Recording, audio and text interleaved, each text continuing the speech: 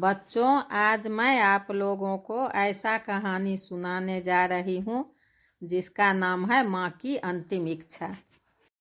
तो देरी कैसी शुरू कीजिए। एक शहर था।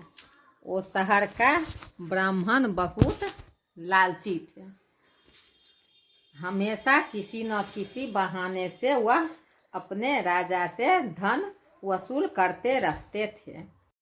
राजा की उदारता का अनुचित लाभ उठाना उनकी आदत हो गई थी।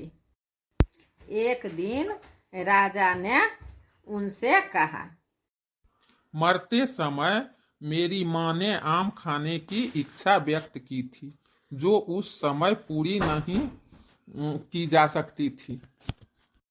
राजा ने ब्राह्मण से कहा, क्या अब ऐसा कुछ हो सकता है जिससे कि उनकी आत्मा को शांति मिले? तो ब्राह्मण ने राजा से बोला, महाराज, यदि आप 108 ब्राह्मणों को सोने का एक एक आम भेंट कर देंगे तो आपकी माँ को आत्मा को अवश्य शांति मिल जाएगी।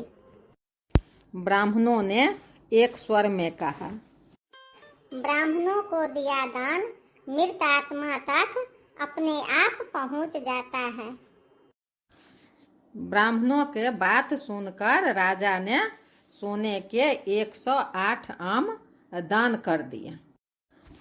उन आमों को पाकर के ब्राह्मणों की तो मौज हो गई।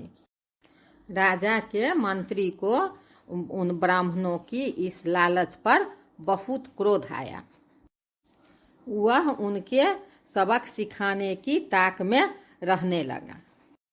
जब उस मंत्री की माँ की मृत्यु हुई तो 1 महीने के बाद उसने ब्राह्मणों को अपने घर आने का न्योता दिया कि वह भी अपनी माँ की आत्मा की शांति के लिए कुछ करना चाहता है। खाने पीने और बढ़िया माल पाने के लोभ में 108 ब्राह्मण मंत्री के घर पर जमा हुए। जब सब आसनों पर बैठ गए तो मंत्री ने दरवाजे बंद कर दिए और मंत्री ने अपने नौकर से कहा, जाओ, लोहे की गरम गरम सलाखें लेकर आओ और इन ब्राह्मणों को शरीर पर दागो। ब्राह्मणों ने सुना तो उनमें खलबली मच गई। तब ब्राह्मण सब उठकर दरवाजे की ओर भागने लगा। नौकरों ने उन्हें पकड़ लिया और एक एक बार सभी को गरम सलाखें दागी गई। यह बात राजा तक पहुंची। अब राजा ने वहां स्वयं पहुंचे और ब्राह्मणों को बचा लिए। क्रोध में उन्होंने पूछा, यह क्या हरकत है मंत्री जी? मंत्री जी ने उत्तर दिया, महाराज, मेरी माँ को जोड़ों की दर्द की बीमारी थी। मरते समय में भी उनको बहुत तेज दर्द था। उन्होंने अंतिम समय में यह इच्छा प्रकट की थी कि दर्द के स्थान पर लोहे की गरम सलाखें दागी जाएं, ताकि वह दर्द से मुक्ति पाकर चैन से प्राण त्याग सके। उस समय उनकी यह इच्छा पूरी नहीं की जा सकी, इसलिए ब्राह्मणों को सलाखें दागनी पड़ी। मंत्री के इस बात सुन करके राजा हंस पड़े और ब्राह्मणों के सिर शर्म से झुक गए।